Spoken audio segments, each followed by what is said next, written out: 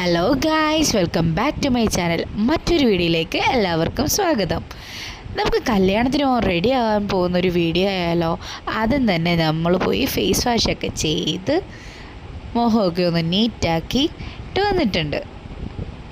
Good വൈബ്സിൻ്റെ face wash അടിപൊളി കേട്ടോ. ആ ഫേസ് വാഷാണ് യൂസ് ചെയ്തേക്കുന്നത്. മുഖം ഭയങ്കരമായിട്ട് സോഫ്റ്റ് ആയിട്ടുണ്ട്, അതാണ് ഞാൻ ഈ പറഞ്ഞുകൊണ്ടിരിക്കുന്നത്. അതിന് ശേഷം നമുക്കൊരു സെറ്റിംഗ് സ്പ്രേ ഇട്ട് ഫേസിലൊന്ന് അടിച്ചു കൊടുക്കാം. അത് ഞാൻ ഡെർമോമേറ്റിൻ്റെ സെറ്റിംഗ് സ്പ്രേ ആണ് എടുത്തേക്കുന്നത്. അത് അടിപൊളി സെറ്റിംഗ് സ്പ്രേ ആണ്. ഫേസ് ഫുള്ള് നമ്മൾ അപ്ലൈ ചെയ്ത് കൊടുത്ത് എന്നിട്ട് നന്നായിട്ട് കൈ കൊണ്ടൊന്ന് നമ്മൾ ഫേസിലൊന്ന് അപ്ലൈ ചെയ്താക്കി കൊടുക്കുകയാണ്. ഫുള്ള് നമ്മൾ തേച്ച് കൊടുത്തു.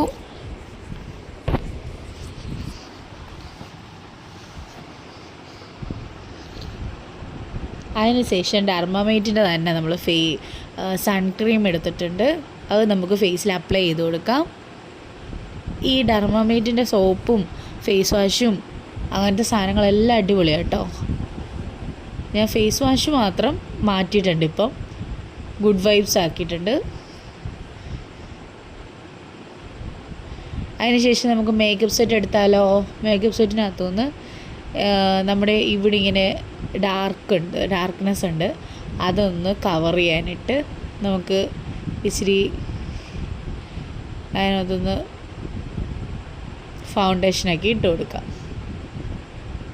ഒരുപാട് ഫേസിൽ പുള്ളിക്കുത്തും കാര്യങ്ങളൊന്നുമില്ല, അതുകൊണ്ട് പിന്നെ കണ്ടമാനം ഫൗണ്ടേഷനൊന്നും യൂസ് ചെയ്യേണ്ട കാര്യമില്ല. ഇവിടെ ഒരു ഡാർക്ക്നെസ് ഉണ്ട്, അതൊന്ന് കവർ ചെയ്ത് കൊടുത്തു കഴിഞ്ഞാൽ പക്കയാവും ഫേസ്.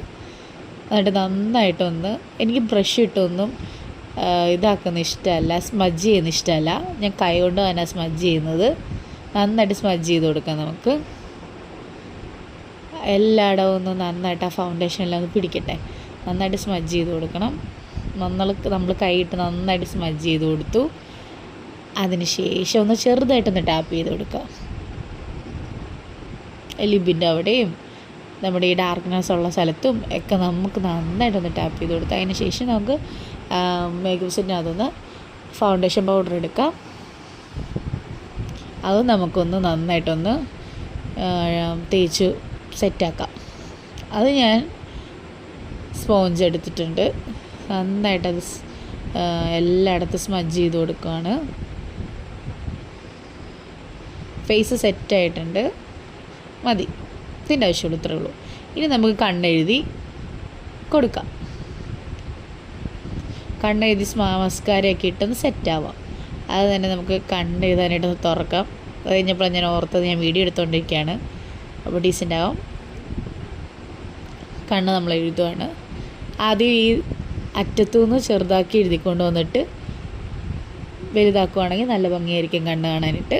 എന്നിട്ട് ഞാൻ നല്ല നീറ്റായിട്ട് വാലിട്ടാട്ടോ എഴുതുന്നത്. ഇതിനകത്ത് ഞാൻ വാലിട്ട് എഴുതുന്ന കാണിക്കുന്നില്ല, ക്യാമറ ഹോൾഡ് ചെയ്തുകൊണ്ടായി വാലിടാൻ പറ്റണില്ല, കണ്ണെഴുതാൻ പറ്റണില്ല. പിന്നെ അഡ്ജസ്റ്റ്മെൻറ്റിലാണ് ക്യാമറ വെച്ച് കണ്ണെഴുതിക്കൊണ്ടിരിക്കുന്നത്. 2 കണ്ണും എഴുതിയിട്ടുണ്ട്. ഈ ഒരു ലെവലിലാട്ടോ ഞാൻ 2 കണ്ണും എഴുതിയേക്കുന്നത്. ഇച്ചിരിയും കൂടെ ചിലപ്പം വലിപ്പം വെപ്പിച്ച് കാണും. നമ്മൾ കണ്ണെഴുതി കഴിഞ്ഞാൽ ഇനി മസ്കാര ഇട്ട് കൊടുക്കാം. മസ്കാര ഇട്ട് കൊടുക്കുകയാണ്. കണ്ണ് നല്ലതായിട്ട് കണ്ണെഴുതി കഴിയുമ്പോൾ മസ്കാര ഇട്ട് കൊടുക്കുമ്പോൾ അടിപൊളിയാവും കണ്ണ് കാണാൻ. ഓൾറെഡി നല്ല നീളമുള്ള പീലിയാണ്, അപ്പോൾ അത് മസ്കാരയും കൂടെ ഇട്ട് കൊടുക്കുമ്പോൾ ഇച്ചിരിയും കൂടെ ബെറ്റർ ആവും.